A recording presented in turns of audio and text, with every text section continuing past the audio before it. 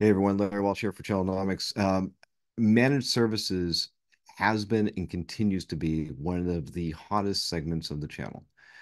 Since partners have been offering managed services, they have built up robust businesses, growing businesses around recurring revenue models and delivering everything from network and endpoint and security remotely to their end customers. And managed services is really popular amongst the end customers, particularly in the SMB and mid-market segments, because it gives them access to resources that they couldn't build and maintain on their own. The managed services community is thriving, it is growing, but it's also under pressure. And you can see this. It's a change in the markets, a change in the economic climate. The cost structures have gone up. The labor costs have gone up. The cost of licensing and technical support and training, all these costs have gone up, and MSPs can't readily pass those costs on to their end customers. They have to go through these cycles. Uh, and part of the problem here is that the average managed service provider is dealing with multiple vendors that provide the same technology. And they do this for a number of reasons. They do this because they want to have some level of redundancy. They do it because they want to have a different price point to offer their customers. Sometimes they just do it because they have an affinity for creating these different mixes. But again, this contributes to cost. Kaseya, one of the leaders of providing tools and software that enables managed service providers, recently made a change in their pricing models. They offered this thing called Kaseya 365, and it is dramatically reducing the cost of managed services software for the MSPs that they're able to use to deliver to their customers. And this is having an impact on the market.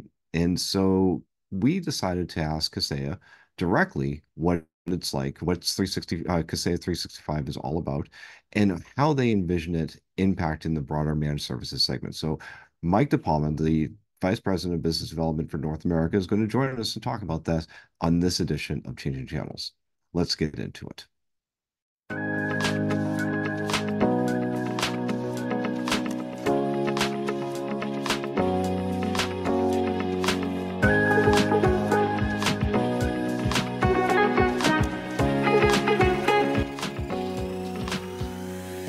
So with that, welcome to Changing Channels, Mike DePalma. Hey, thank you for having me, Larry. Good to see you. Good to see you. Thanks for joining us. Coming to us from Connecticut, I presume. Norwalk, Connecticut. Yeah, right down the road, right up Well, 95. well, I can see it across the water here on Long Island. So There you go. practically neighbors, and still the water makes us even better neighbors.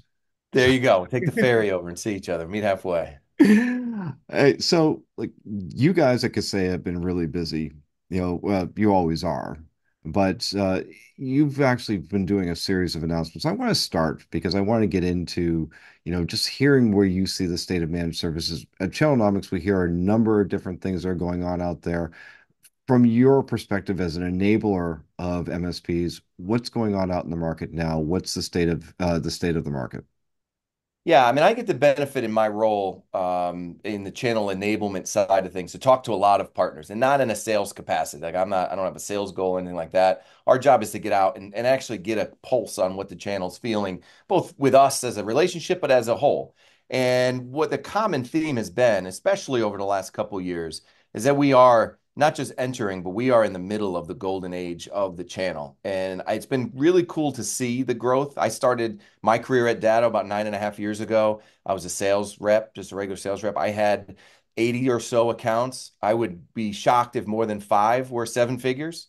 And it's been really cool to follow their growth. It's awesome when I'm at an event and I see it. I say, "Do you remember I used to be your sales rep?" And I could remember when they're working out of their kitchen and now they've got 15 employees, and we see that growth.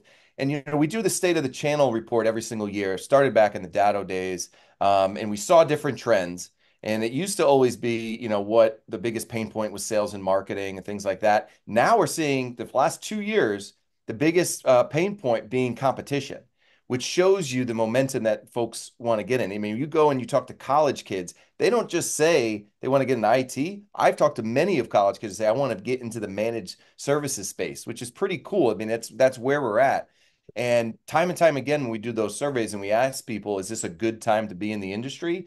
The numbers are staggering. In the 90s, you go talk to any other industry and ask them if they want to be there. And so the opportunity is there.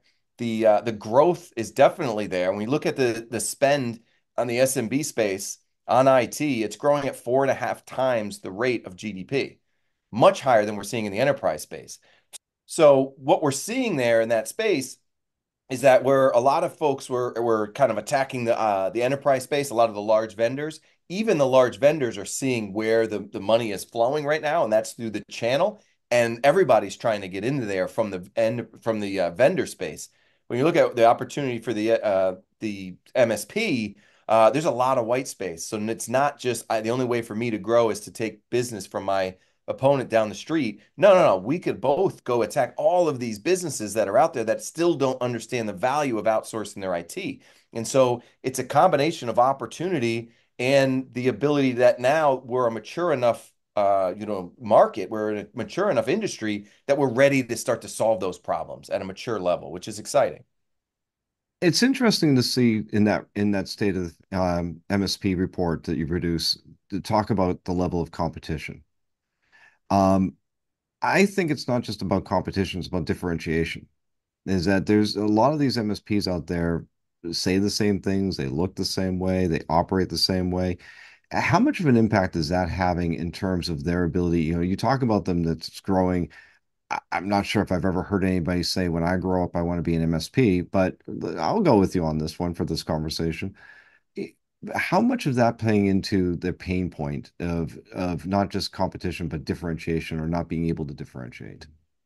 It's a big pain point, but I think it's something that the successful MSPs are overcoming. And that is the main point right now. The conversation shifting from what does outsource my IT look like to, okay, I understand that, but why should I outsource my IT to you as opposed to the person down the street? If you saw in the State of the MSP report, what I found interesting was when we talked to the small business community and said, why did you choose your MSP? Security, knowledge, those things were at the top, but 20% of them said they chose their MSP because they were dissatisfied with the previous MSP. And I will tell you that I don't think that's because that other MSP wasn't doing their job properly. They weren't able to communicate to their clients all of the great things they were doing. They weren't showing them that they were anything else other than a reseller and a place where I go get my IT from, as opposed to a true partner in their business.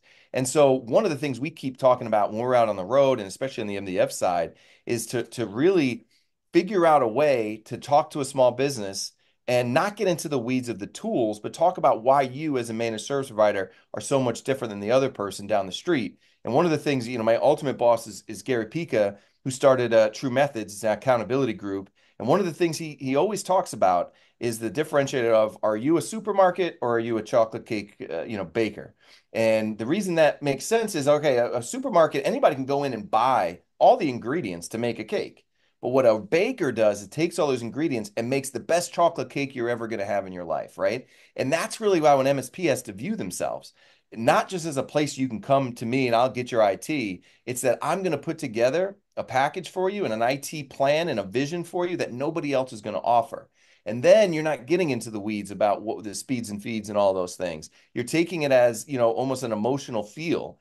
That's where we see success. And I see it the most at these MDF events that I go to, when we're doing a lunch and learn or a customer appreciation event. You can get the energy of, and you can get the culture, the feel of that MSP for me in the first 5 minutes of either walking into their office or seeing them engage with that room. And it's night or day. And I would never call out some of the folks that don't have it, but the people that are just getting up there and doing their PowerPoint about, how great their solution is, that's not going to resonate with a small business owner because they could hear that same conversation anywhere. The idea of all the different things they could do to help grow your business and not only protect it, those are the ones where people are taking pictures of the slide deck, right? Yeah, I'm with you on that. I think that there's the more successful companies, MSPs or otherwise, that talk about the results, not the inputs, are the Mhm. ones that typically are more successful. And I think that that's one of the magics of managed service providers is that their scale, their aggregation, but they're also about accessibility. And for customers, particularly SMB and mid-market, accessibility to technology at an affordable rate is really paramount, don't you think? Oh, absolutely. And that's really where we're seeing the growth opportunity. because now you've got these great enterprise level products that are now available to the small business community that weren't there 10 years ago. And so the channel allows them to get access to that. This is not something, they're not going to be able to piecemeal their IT together at an internal basis as a small business anywhere near the type of services they can get from a managed service provider.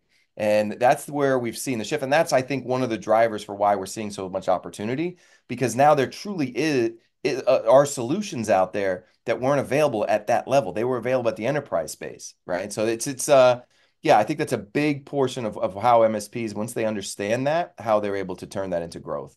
Yeah. Now, it's good to hear that in your community, the MSPs are growing. Um, so Channelnomics, we're a bit more conservative in the way we view the market, even though the market analyst firms are all calling for higher than normal growth rates this year. What companies tell us is that things have been a bit sluggish. Mhm. Things are not moving as quickly as they could. We do hear good things on the managed services segment, so we do know it's there. But we also know that MSPs have been hit fairly hard by inflation. Their operating costs are going up, the cost of labor, their cost of licensing. One of the things that I found fascinating in some research that we've done on this is the cost of maintaining multiple vendor relationships, is that they are maintaining redundant relationships with vendors that do the same thing because they need to have a different preference for a customer or a different price point for a customer. How are you seeing inflation impacting the managed services market?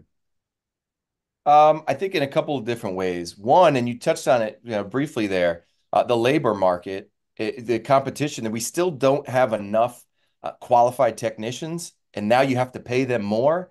And if you don't, somebody else is going to come in and pay them more, and there's so much competition there. So now your cost of labor is going to intuitively go up because that's just the driver there. And we're hopefully seeing with all the STEM programs and stuff we're seeing, hopefully those kids are coming through and they're going to enter the space and be qualified to do these things. And I am optimistic about that, but as you probably know, I'm a very optimistic guy.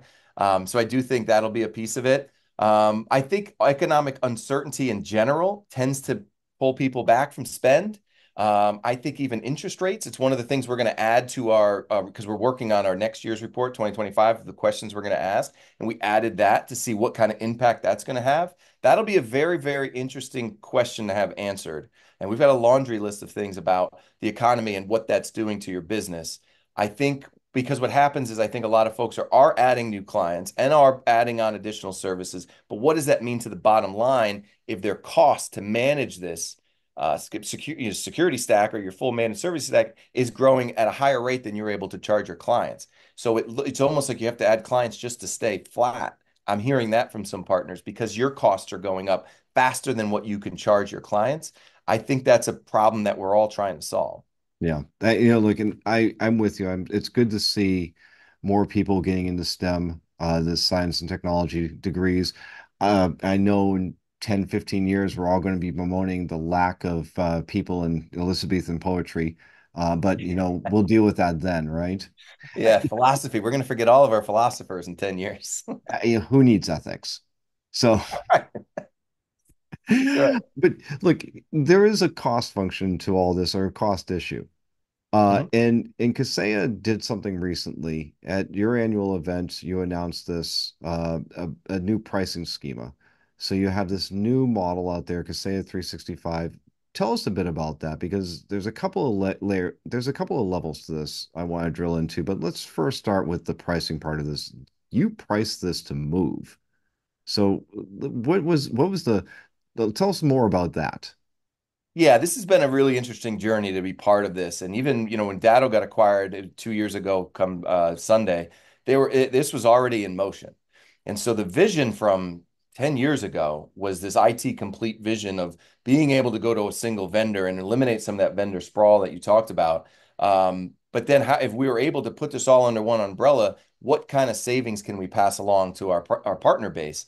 And so there was a lot of iterations. I could tell you, I can't tell you which, but there was a lot of picking and choosing of what we wanted included in that initial subscription.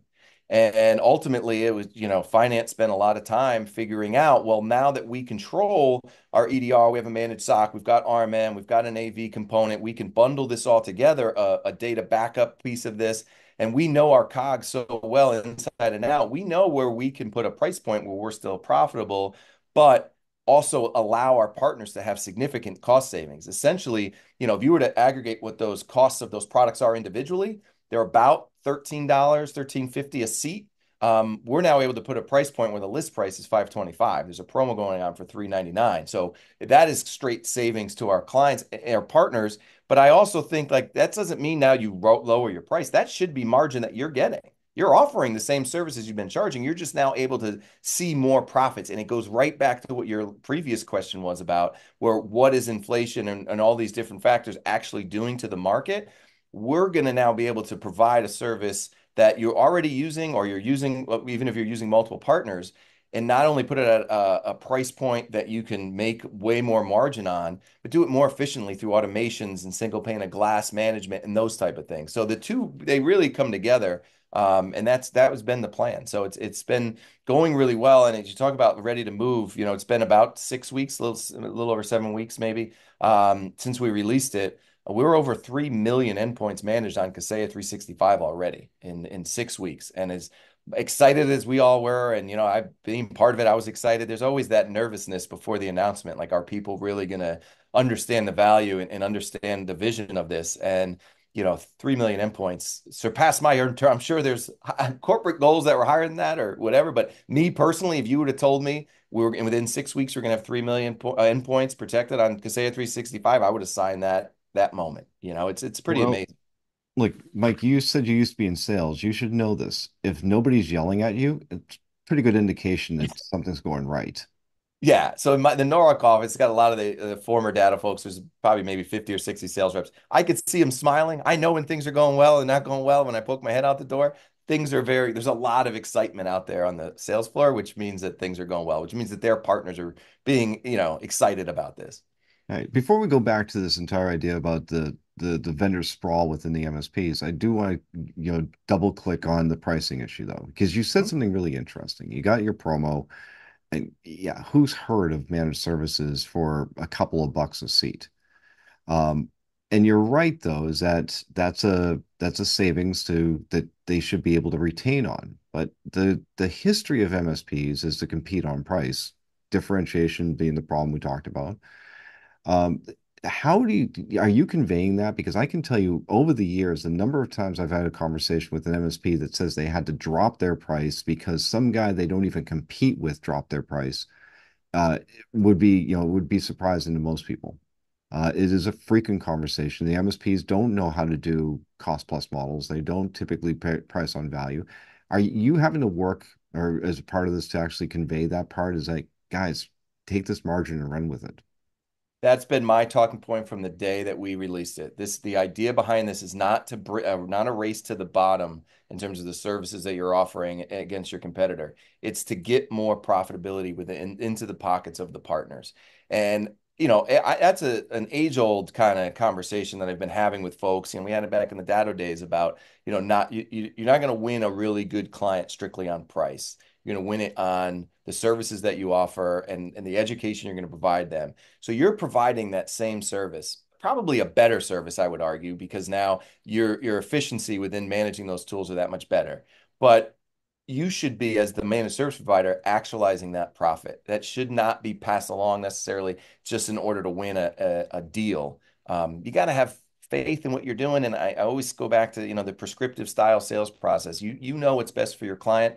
You're prescribing them a solution that's going to address their security needs and their productivity needs. Have confidence in that and don't compete against the other folks that are doing that. That being said, a lot of the conversations I've had, especially when out on the road, is there are folks, look, there's always going to be folks frustrated with vendors. There'll be folks that come over and will complain about various things, or I know them from message boards and I see them and they're always friendly. But I've heard a lot of folks saying, I'm moving over to Kaseya 365 because I know my five biggest competitors are doing it, and I need to do that to kind of keep up with the Joneses.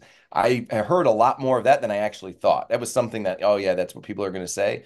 I could tell you dozens of conversations that I know that I've had with MSPs that have felt that way. But the MSP space tends to kind of move in herds. I'm sure you've been around long enough. So yeah, we'll Sadly, see where it goes. Hopefully, this momentum keeps going. yeah, sadly, I have been around long enough to see all this. Yeah. The research that we've done on this, though, as I Mhm. mentioned, is that a lot of MSPs carry multiple redundant vendors. So take, coming out of Datto, let's talk about the Datto experience. Years ago, when Channelnomics was doing work with Datto, we would find that your average MSP would have three, four, five different backup vendors in there. And it's Mhm. still happening to this day. Mhm. And we're also seeing that as a part of the contributing to the increasing of their costs. So if they have to maintain those licenses, that means they have to maintain staff, which means they have to maintain training and they have to maintain their sales enablement and go down the list. That all comes with associated cost. Now, 365, Kaseya 365 purports not just to provide a one price, but this is a one stop. So this Mhm. is a consolidated offering. What's the idea behind this? Because I've heard, Fred Vicola, your CEO, and I have had this conversation years ago when he was envisioning it. But what's it manifested into today? Yeah, well, I think first and foremost, some people look at this as a bundle. It's not. It truly is a single subscription. And when you look at some of the numbers and you just do the math, I threw out the number because it came up in the report. The average MSP works with 17 different vendors. Think about, you mentioned the tech support, learning, not only you bring on somebody new, you're learning 17 different vendors. You're managing those. Imagine if you've got five different backup products, and now you have to deal with five different tech supports that tech has to be trained in how to manage those things. Think about the loss in cost that you're having there. But then just look at releases. I mean, every vendor I know, we try to say, oh, we put out a release every single month. There's going to be, say, 10 to 15 different features and add-ons that are in every one of those. That's now 3,000 plus different features and functionalities and advancements and releases that every tech has to learn. So one of the things we saw beyond that overlap is that only about 30% of the technology that you're paying for, you're actually utilizing because you don't have the ability to keep up with it. And we actually really started to see this. We have this other program called Profit Fuel, where you sit down with a business analyst type team that we have down in Miami, and they'll look at your entire stack. And one of the things, obviously for us, we're trying to say, okay, you could be more efficient and save some money if you move some things over. But one of the things that I didn't even think about, but I hear from that team all the time is people realize I have redundant services. I'm paying two different vendors to do the same thing. Not only because my clients asked me to, it's because we added that product however many years ago and we've got a relationship. And so you could eliminate some of those redundancies in there as well. It's a huge thing. And I think that's where the channel is going, is that folks are starting to become true business owners as opposed to techs who have a business. And a true business owner is going to be able to take a step back, look at their entire business model, and have true ownership of it and say, hey, here's some ways that I could actually become more efficient because that's how you're going to grow. And that's how you're going to combat things like inflation is create a larger margin to increase your EBITDA. And that way, if you're looking to acquire, you've got that valuation. And if you're looking to be acquired, you've got that strong valuation. And if you're looking to be acquired and you've got 17 different vendors and five different backup vendors, you're not going to be as attractive as to that person who might even have the same revenue, but is standardized on a more defined stack. All right, so let's play devil's advocate here because, Yep. and I had this conversation with Fred when he and Mhm. I last spoke about this, so I'll have it with you. Okay. Um, that sounds great in theory. Sounds Mhm. probably looks good on paper, but so does France. Um, so we do live in a best of breed world. Now, I am with you on this, as I find it ridiculous that any MSP is going to be incorporating multiple redundant vendors into our stack. Why have three backup vendors when you can standardize on one? Mhm. Um, but maybe they don't have the same security, or maybe they don't have the same network management. Maybe they have preferences. So why is the 360 model more advantageous over building a best of breed stack? Well, I'll push back and say, I mean, when I go out and talk to partners, very rarely do people complain about our technology. We've got our R&D team is massive, and one of the big frustrating points when I either read it somewhere or somebody complains, oh, that that product has been stagnant. I could show you reports about the advancements we're having with all of our products. So that's one piece of it. So I'll just defend that, but I agree with you. There's always going to be that. new vendor out there that's got some new feature that nobody else has. And I could just tell you that, from my experience in the 9.5 years, those vendors that are, I mean, those MSPs that are going to events and are always chasing new vendors for this one feature, they're not the ones that are growing. I mean, it's again, you have to say, what is it that I need to do for my clients at a base level, and then say, what's going to differentiate me with the tool set that I have, and say, okay, and then how could I be profitable? I always say, when you're evaluating a vendor, first and foremost, things got to work. Second, you got to make sure that you could support it. And then third, you're going to make sure that you're profitable. And I really believe the Kaseya 365 subscription does meet all three of those criteria. It's going to work, and the functionality and the amount of time that your techs are going to spend on it is going to be better, just innately through automation. And then you're going to get the support. We've got our tech support center of excellence down in Orlando that is growing exponentially, which is great. We're keeping it in-house, US based. The data folks are mostly all still data folks down there. And then the profitability wise is the piece we've already talked about. Oh, so the announcement of 365 did get a lot of attention, Hmm. particularly from, we'll say peers, but they're also competitors. I've Hmm. had conversations with a few of them. Some of them scoffed at it. Some of them said it's not a big deal. But I do know some of them are taking a careful look and saying, well, what is this going to do? How do you think this is going to shake out and influence or impact the rest of the market regarding the type of vendors like Kaseya selling into managed service providers? Do you think it's going to rewrite the economics?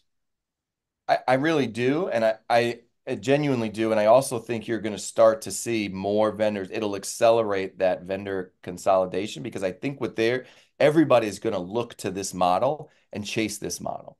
I do think that will be the case. I think there's going to be some of our major competitors out there trying to replicate something similar to what we're doing, because there will become a point pretty soon where we're going to see that divergence, and there's going to be the folks that are powered by Kaseya and using Kaseya 365, and there's going to be the folks that are going to still continue to work with the 17 different vendors. Now, I won't get inside the heads of what other vendors are doing. I've got friends though, and every single vendor. I'm a guy, you'll see me having a beer with a guy from Axient, and weeks over at Enable. Like, I'm friends with everybody, so I get it, the true scoop. I think they're going to look at it as here, do a SWOT analysis of this and say where are their strengths, but where are their weaknesses and where is this opportunity? Their opportunity is going to be to combat what we're doing by saying, oh, you don't want to have all your eggs in one basket. You don't want to do those things. I know what that is going to be, and it's already being said. But I think those folks are going to have to adapt at this point, because it's been, such a seismic shift that you're going to have to be able to say, why shouldn't I use something like that, a single subscription, to manage all and do all the detection and the security for all my endpoints? Yeah. All right, so we've covered it all. Simplification, ease of use, cleaned up tech stack, low pricing, good profitability. This sounds all great, but what comes next? Well, so let's think about this as it unrolls. You keep developing it. Where does Kaseya go next with this? They will continue to see advancements into different models. So right now we've got Express, which is essentially the same as the full Kaseya 365, which just doesn't have the managed SOC. That'll be added. There will be additional SKUs added to this product, and you will see more offerings added to it as we grow. And I know that because I've seen the different scenarios and different price models and things like that. So that will continue to grow. But I also think one of the biggest things that was announced that didn't get as much attention as the Kaseya 365 was the partner pledge information, because especially my team, frontline, we're out there, we're getting feedback from partners, good, bad, angry, happy. And so we took that to heart, and Fred listened, and we had many a meetings to figure out exactly how we're going to do that. And the partner pledge really is a commitment to our partners. Highlighting the fact that everybody complains about 3-year contracts. You can do 1-year contracts. You always had the ability to do it, but now we're just putting it right out there. Here's what the 1-year pricing is, the 3-year pricing. Catastrophic loss, if you've got a lot of your income tied up into one client, 20% or more, and that client goes out of business or leaves you or gets acquired, is probably the most likely reason. We can work with you to figure out what that spend is going to look like. We have flex spend amongst everything. So as things move around, you can move your spend from one product to another. So we're also trying to make sure that we're being as good of a partner as we could possibly be to all of because ultimately that's how we're going to grow. We're not going to grow just because we've got the cheapest product, the least expensive product. That's not how our goal. Our goal is to provide the best services to our partners at a price point where they could make more money than they would with anybody else. Fantastic. Mike DePalma, really appreciate you being here. Great getting your insights on managed services and what Kaseya 365 is all about. Thanks for I being really here. appreciate the time, Larry. Good to see you as always. Always. Well, that's about all the time we have for this edition of Changing Channels. I want to thank our guest again, Mike DePalma, the Vice President of Business Development for North America at Kaseya. And I want to thank all of you for joining us again here in Changing Channels. We do this podcast to help keep everyone informed and share the experiences of others. If you like what we're doing here, please hit like, hit subscribe, tell your friends, and also please come to Channelnomics and check out all the great resources we have available for you. Our mission is to help make the channel and the channel community a better place for everyone. Until next time, I'm Larry Walsh.